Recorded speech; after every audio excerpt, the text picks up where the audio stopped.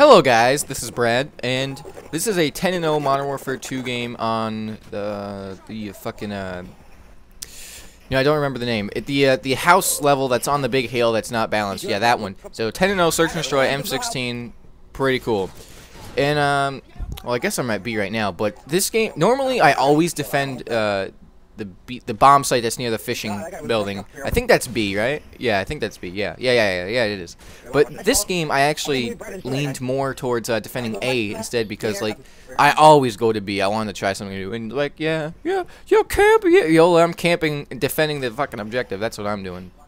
So, yeah. So what I want to talk about today is I want to talk about Infinity Ward versus Treyarch, not in terms of who's better and whatnot, but rather who innovates the game Call of Duty more than, per se, the other.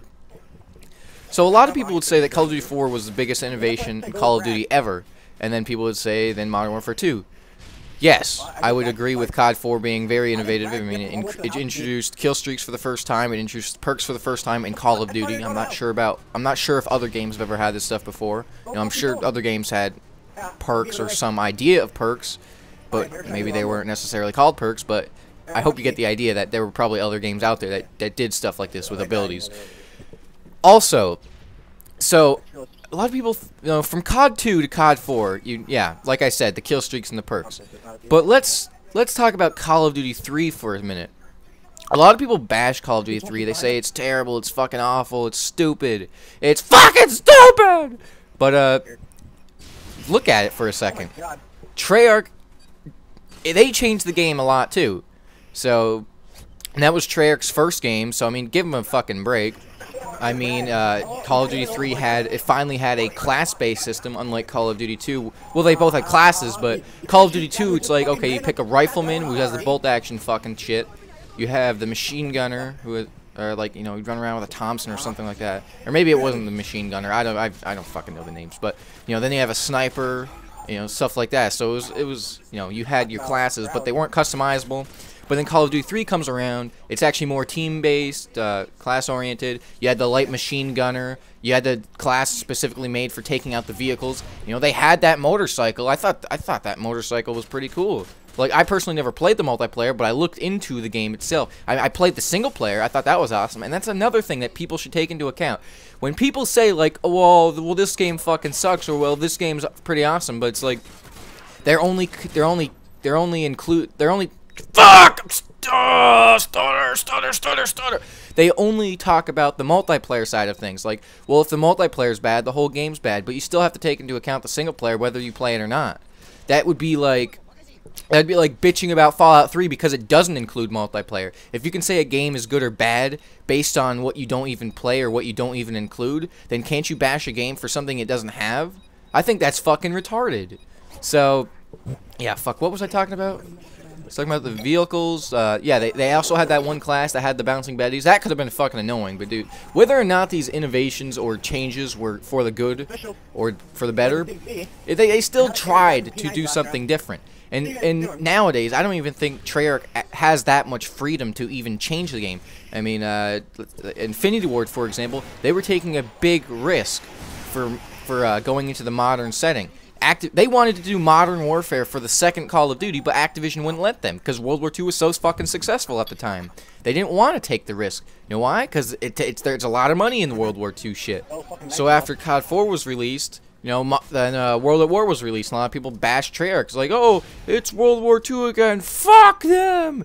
But, like, really, if Infinity Ward stuck to World War II, people wouldn't be all fucking uptight that World at War was still in World War II. It's like people go all this fucking fanboy or whatever the hell I don't know what you would call it, but they're just stupid because they praise Infinity Ward but don't like Treyarch so much just because, you know, they do things a little differently.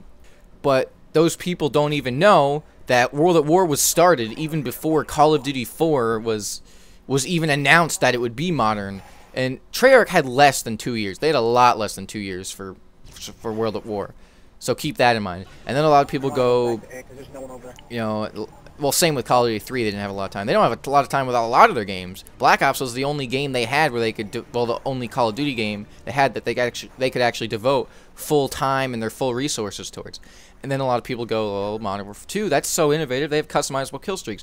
But if you think about it, I wouldn't really consider the customizable kill streaks innovative, because it's not really customizing kill streaks. It's more of they just added a little more and you can pick from them. It's just like the weapon thing, like from COD 2 to COD 4. It's like COD 2 you couldn't pick your guns. You were stuck with which team and which class you wanted. But COD 4 it's like you could pick any gun you want. It's basically the same thing like that.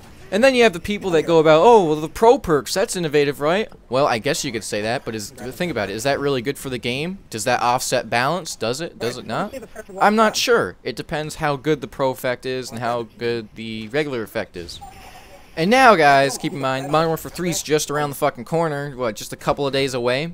What are they doing? They didn't really change anything from Modern Warfare 2 to Black Ops to Modern Warfare 3. There's really nothing different. All they did was take out a lot of the bullshit and then add in the fucking motion sensor, and then, you know, then they have the different types of kill streak packages or strike chains or whatever you want to call them. But I don't think that's really good. Well, I don't think they did it very well in this game per se, but I think it could be done better maybe in Treyarch's next game. Depends how they want to modify things. And I personally believe that the developers, I think they should be in more contact with the players, the consumers, you know, the community of the Call of Duty, to get more and more ideas. Here's all they do. They pretty much go to Twitter and the forums. That's pretty much all they do. If they went to YouTube, you know, they have all these YouTube commentators that are way up there. Blame Truth, XCal, Thunder Toro, Wings of Redemption, Woody's Gamertag. These guys know how to play the game. They know what's good for the game. Generally know what's good for the game. And it's like, I think they should be taking more ideas from these guys instead of them sitting in a room and saying, "How can we make Last Stand better?" But that's pretty much it, guys. Like, just like with me, I do the Call of Duty ideas video thing.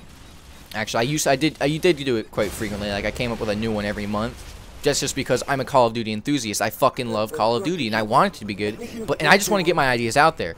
So, I'll see you guys later.